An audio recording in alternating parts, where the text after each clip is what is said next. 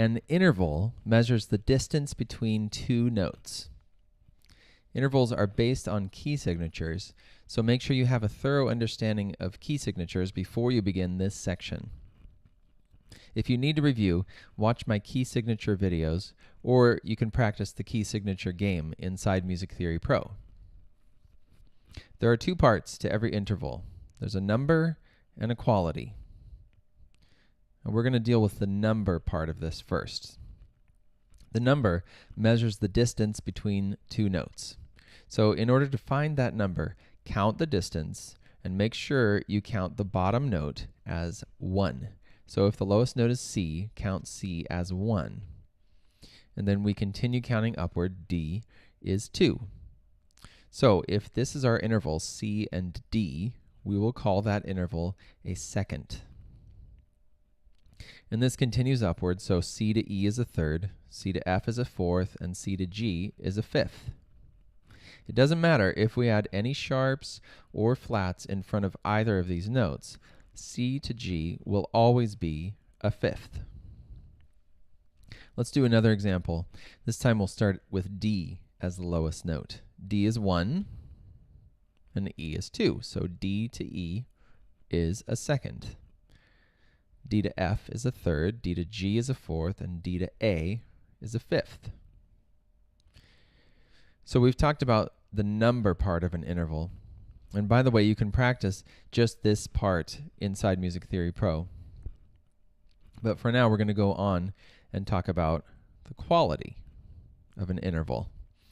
Quality refers to terms like major, minor, perfect, augmented, and diminished. Now, the deciding factor regarding quality of an interval is the key signature of the lowest note. Let me say that once more. The key signature of the lowest note determines the quality of an interval. So for an example, we'll use the key of C, no sharps or flats, as the lowest note in this set of intervals. So as long as the upper notes stay in that key of C, all of these intervals will be called either major or perfect. We call seconds, thirds, sixths, and sevenths major,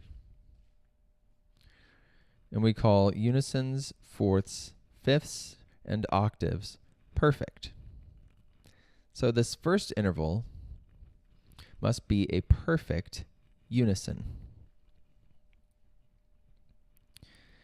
The second and the third are both from the major column. The fourth and fifth are both going to be perfect. The sixth and seventh are both major, and the octave is perfect. If we move that lowest note up to D, we're going to have to use the key signature of D in order to keep all of these intervals either major or perfect. The key signature of D has two sharps, F sharp and C sharp. So here are the major and perfect intervals above D. We have a perfect unison, then a major second, and now for the major third, we're going to have to take into account that F sharp in the key signature. So here's our major third, our perfect fourth, perfect fifth, major sixth, and then for the major seventh, we'll have to take into account the C sharp, and then perfect octave. You can practice these inside Music Theory Pro and practice them in a variety of keys, play them on your instrument, and make sure you drill these enough so they become automatic.